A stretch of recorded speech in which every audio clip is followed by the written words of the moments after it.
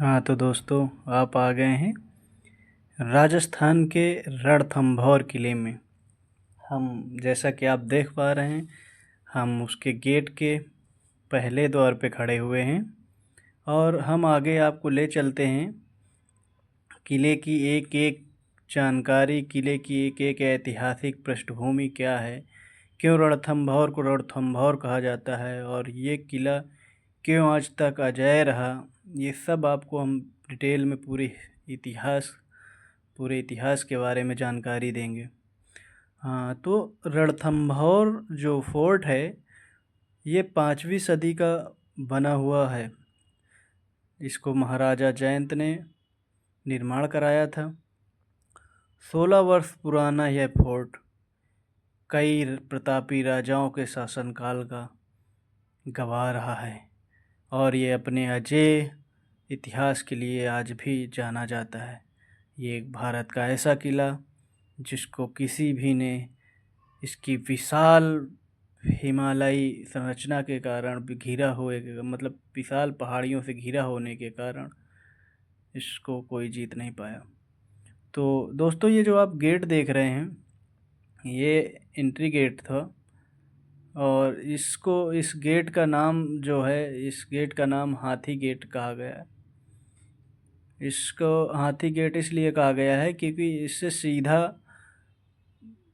जब कोई भी अटैक करता था तो इसकी संरचना ऐसी थी कि सीधे हाथी वहाँ पे अटैक नहीं कर सकता सीधे सीधे दौड़ के आके। और अगर हाथी, इतने विशाल किले को, हाथी ही एक ऐसा जानवर था जिसको तोड़ सकता था। लेकिन इसकी संरचना की दृष्टि से यहाँ पे हाथी सीधा सीधा आने के बाद तुरंत मुड़ के इसमें तेज़ी से प्रहार नहीं कर सकता, तो इसलिए इस गेट को तोड़ना असंभव था। और इससे आगे जब आप बढ़ेंगे तो आप इनकी संरचनाएं देख रहे होंगे कि कैसी बनी हुई है। इसके जो झरोखे हैं, इसमें जो जालियां लगी हैं, यहाँ पे सैनिक रहा करते थे। और सीधा आप जैसे गेट से ऊपर चढ़ेंगे तो आपको देख रहे होंगे कि यहाँ पे आप केवल घोड़ा और पैदल ही जा सकते थे। यहाँ पे हाथी है, हाथी के लिए इतना रास्ता नहीं छोड़ा गया था कि डायरेक्ट हाथी को एक बार में चढ़ाया जा सके। तो हाथी आ सकते थे लेकिन अटैक करने के पर्पज़ से यहाँ पे नहीं लाया जा सकता था। तो 1600 वर्ष पुराना जो किला है, ये है रणथंभौर फोर्ट। राजा हमीर देव के नाम से भी जाना जाता है। हमीर देव जब यहाँ के राजा थे तब सुल्तान जलालुद्दीन ने यहाँ पर हमला किया, लेकिन रणथंभौर फोर्ट को वह जीत नहीं पाया। चारों तरफ पहाड़ियों से घिरा होने के कारण बख्तरबंद दुर्ग नाम से भी ये प्रसिद्ध किला है।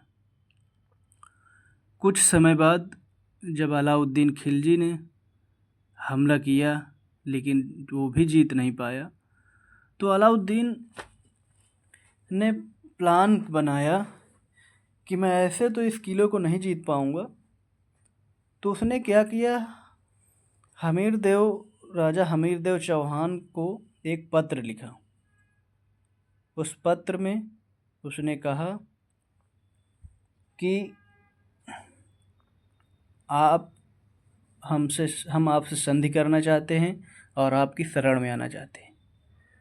हालांकि अलाउद्दीन यहाँ पे युद्ध नहीं करना चाहता था, लेकिन अलाउद्दीन की जो पत्नी थी, उसके एक मंत्री था मोहम्मद शाह, उससे अवैध संबंध होने की वजह से अलाउद्दीन ने उसको अपने किले से बाहर कर दिया था और दिल्ली से बाहर छोड़ दिया था। और ये घोषणा की थी कि जो भी इसको भारत में शरण देगा वो मेरा दुश्मन होगा और फिर उसको मुझसे युद्ध करना पड़ेगा।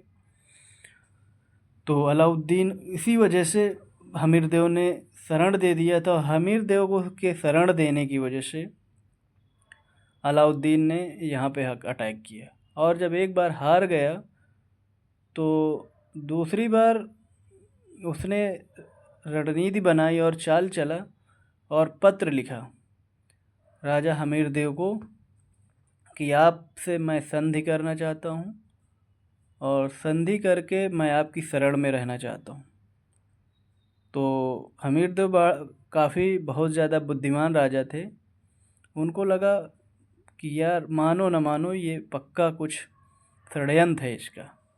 तो उन्होंने निर्णय लिया अपने मन ही मन में कि मैं तो नहीं जाऊंगा, लेकिन मैं अपने उनके 3 सेनापति थे, कमांडर जिनको बोलते हैं, बोले कि मैं उनको भेजता हूँ और देखता हूँ कि क्या है।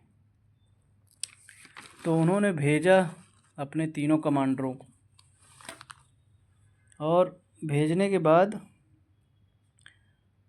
उनका जो कमांडर थे वो तीनों, एक का रणमल नाम था, एक रत्तीपाल थे और एक सामंत भोजराज थे। अलाउद्दीन ने कहा आप लोगों रणथंभौर पर, मतलब कि उनके आगे की, अभी हाल ही में ये आपको जो सामने दिख रहा है ये है रानी तालाब। यहाँ पे जो रानी थी वो स्नान करने आया करती थी, इसीलिए इसका नाम रानी तालाब रख दिया गया।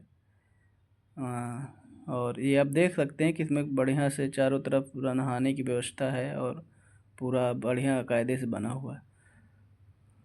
हाँ, तो आगे की कहानी फिर ये शुरू होती है कि जब तीनों कमांडर गए तो उनसे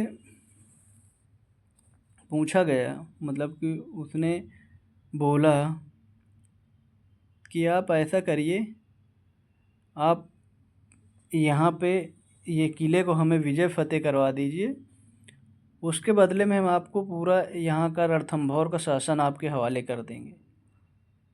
तीनों कमांडर हमीरदेव के लालच में आ गए।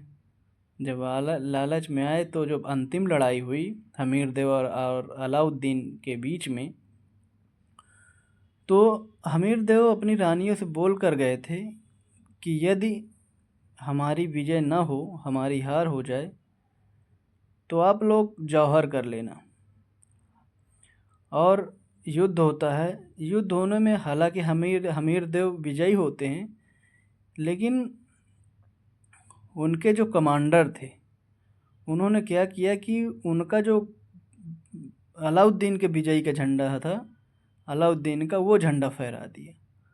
और वह झंडा फहराने के कारण जब किले में वो झंडा दिखाई दिया दूर से, तो उनको लगा कि हमीरदेव राजा हमारे हार गए हैं, तो उन्होंने जौहर कर लिया। जितनी भी रानियां थी वो सभी जौहर कर लेती हैं। काफ़ी बड़ी संख्या में जौहर करने के बाद जब राजा हमीरदेव पीछे से आते हैं और उसके बाद उनको पता चलता है, तो पहुंचने के पहले ही पूरी रानियां जो थी उन्होंने जौहर कर लिया था। हमीरदेव जो थे उनका एक, मतलब कहना था, उनके वो हठी राजा थे, बहुत अपने हठ के लिए प्रसिद्ध थे, अपने हठ के वजह से जाने जाते थे।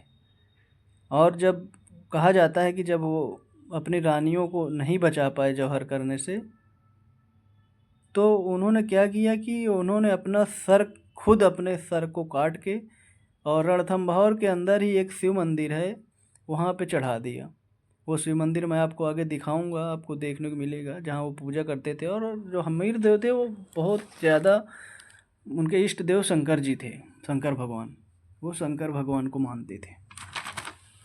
और उनकी जब सर को चढ़ा दिया उन्होंने अपने, तो फिर इसके बाद शंकर जी, मतलब ये किंवदंती है, कहा जाता है कि शंकर जी खुद आए और उनसे बोले कि आप अपना सब कुछ ले सकते हैं, लेकिन उन्होंने मना कर दिया और अपनी दोहा बोला कि सिंह गमन सतपुरुष वचन, कदली फल एक बार, त्रिया त्रिया तेल हमीर हठ, चढ़े न दूजी बार।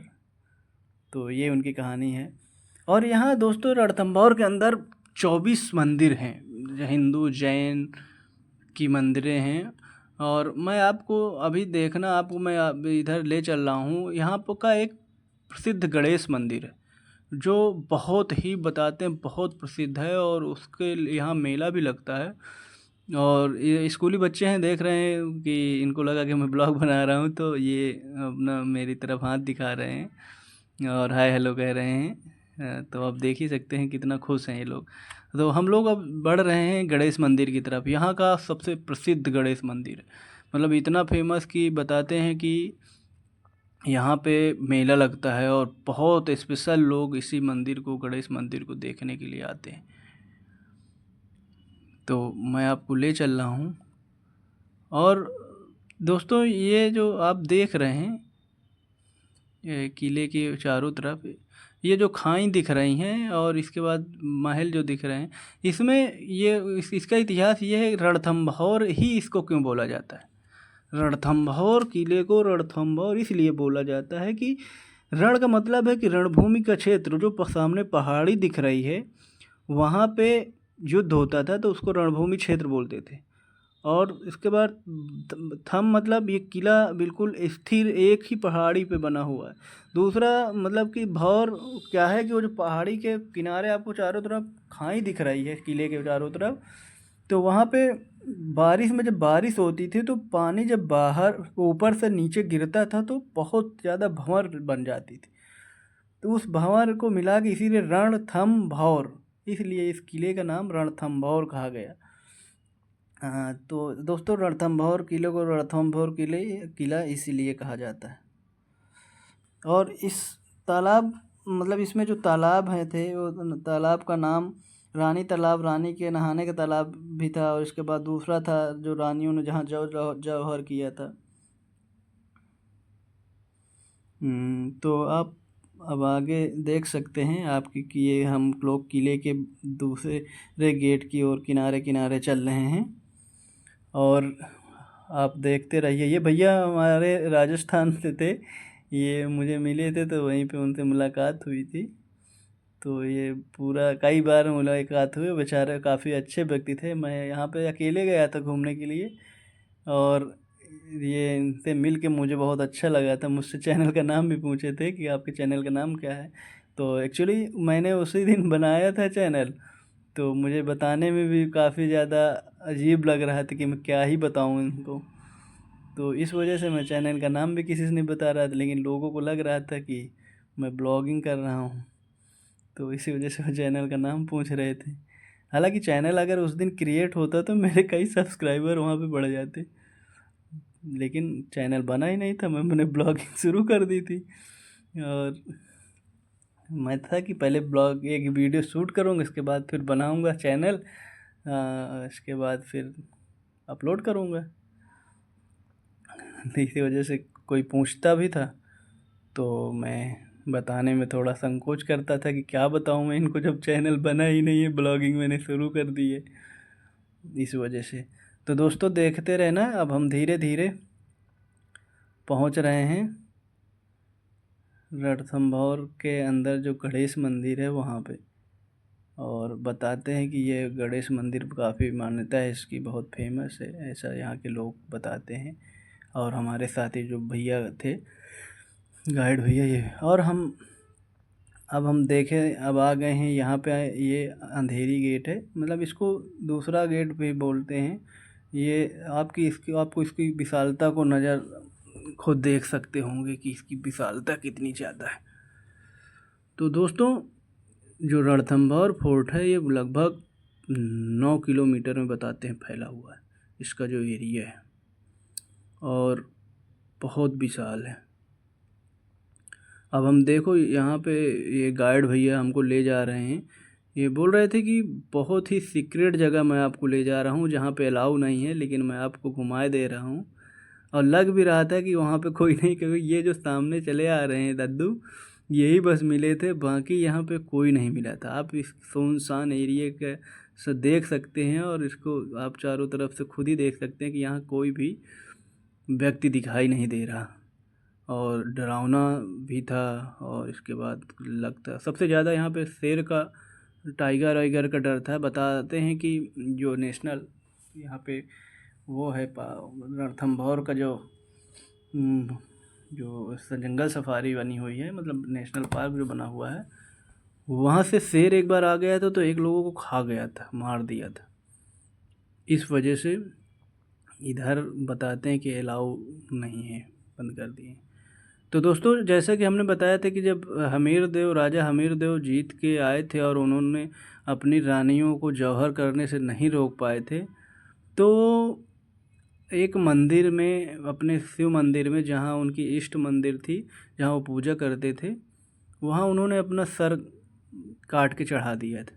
तो आओ मैं दिखाता हूँ आपको देखते रहिए। अब मैं उसी शिवलिंग, उसी मंदिर, शंकर मंदिर की तरफ चल रहा हूँ और दिखाता हूँ आपको कि वो मंदिर कहाँ है, कैसे है, और जहाँ राजा हमीर देव ने अपना सिर काट के चढ़ा दिया था। तो बने रहिए आप। ये देखिए, ये वही मंदिर है। अंदर देखना आप, अंदर शिवलिंग भी रखा हुआ है, जहाँ पे राजा हमीर देव जो थे, उन्होंने अपनी गर्दन काट के इस मंदिर पे चढ़ा दिया था। ये वही जगह है, ये वही शिवलिंग है, वही मंदिर है जहाँ पे ये पूजा करते थे। और किले का बहुत सारे ऐसे रहस्य हैं जो आधे चीज़ें पता नहीं है किसी को। आगे का पार्ट हम दूसरे पार्ट में किले की आगे की जानकारी आपको देंगे। तब तक के लिए आप बने रहिए चैनल पे। ये वीडियो अपलोड करने के बाद नेक्स्ट पार्ट में इसका अपलोड करूँगा और आपको दिखाऊँगा आगे का नज़ारा, आगे का किले की जानकारी। तो ये रहा आपका, और ये रहा राजा हमीर देव का मंदिर, जहाँ पे उन्होंने अपना शीश चढ़ाया था खुद से। और इसके बाद बताते हैं कि शंकर जी प्रसन्न भी हुए थे और उनसे बोले भी थे कि आप कुछ भी मांग सकते हो अपने मन का। तभी उन्होंने वो अपनी हठ वाली दोहा बोली थी।